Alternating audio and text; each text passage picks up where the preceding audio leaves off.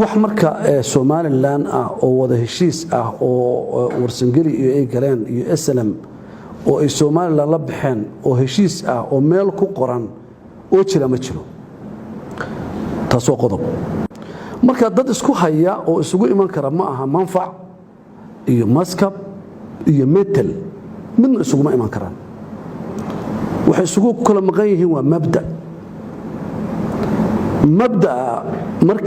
marka la isugu yimaado heshiis la isugu imanayo waa in laga wada hadlayaa mabda wax la yiraahdo waa inay ka guurtaa Soomaaliland ka soo noqotaa bonus tag oo Soomaali la wada qaataa marka waxba la wada qaybsan karaa marka mabda ka heshino ayaa waxa hoosta la waxyaalo iyaga asaasi u ah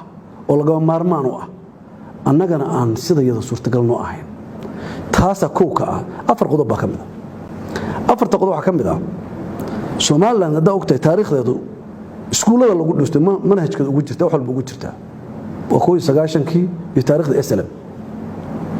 aniguna taariikhda SLM qayb kama noqon karo SLM mihi ma anfacdo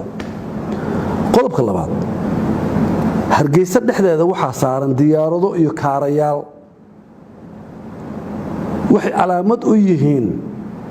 in ay yihiin kuwii lagu xansuuqay beelaha isaaq oo daarood ku xansuuqay wax jirana maaha beelaha isaaq iyo anigu daarood baan hayana waa isaaq sidee suurtagal noqon kartaa diyaaradan iyo kaarahan meesha saaran inay aniga iga sheekeynayaan aniguna qayb ka noqdo waa inay tirtiraan oo ilaa waa wax dhacayba oo la yiraahdaa wixii haday qabeen in daarood wax yeelayna waa in meesha ka saaraan soo garan maysid waa qodob kale oo marka wiilka door uu gaaro 3 jir hooyadii kacay soo geeyso tiraado taariikh u dib loo geystay oo dibta loo geystay markaba si uu socoto aniga ay hoos imanayso way magac daarood bishigaysa waad aragtay oday maamulad shaad la raado oo guurtooda kamid oo leh hawiyo noo heliya daarood ba horena noo laayay hadana hayste wax qarsoon ma aha waa inuu tan tirtiraa markuu rabo inuu aniga wax la yeesho qodobka labaad way qodobka saddexaad dadkii iyaga dadka soo laayay oo anigu aan u tirsanayo wax badan inay igu yeelaan SLMnimo waliba Soomaaliland markay Soomaaliya jabtay oo Soomaaliya dawladda Soomaaliya jabtay dhibaatooyin badan oo dalka iyo dadka u geysatay baa jira SLM oo cid kula xisaabtantay aan jirin dadkii waxa sameeyay oo biixi ka mid yahay wax u yaqaaneen mujaahidiin anaguna xalana kuwa soo kala ahoo janana ahoo dagaalada ka qayb galay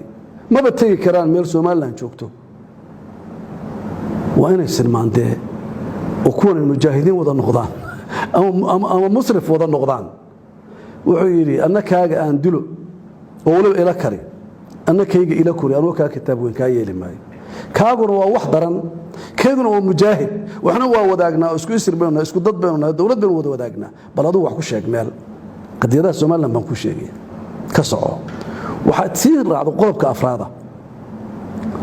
SLM maxay ka baxday oo ka duday dawladdiina si aad baray maxay uga tagtay waxay uga tagtay waxa la yiraahdo maskab baana la ku ciiray oo metal baana la ku ciiray awood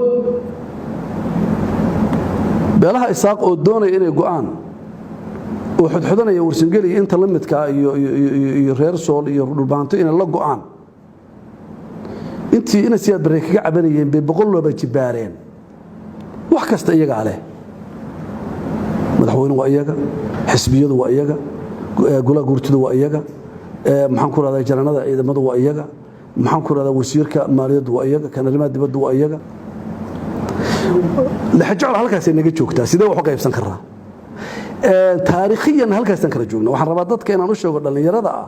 ama warsangeli ha noqdo ama Soomaali ha noqdeen annaga dad wax garanayaan nahay dad wax og baan nahay dad waxay yeelan karaan nahay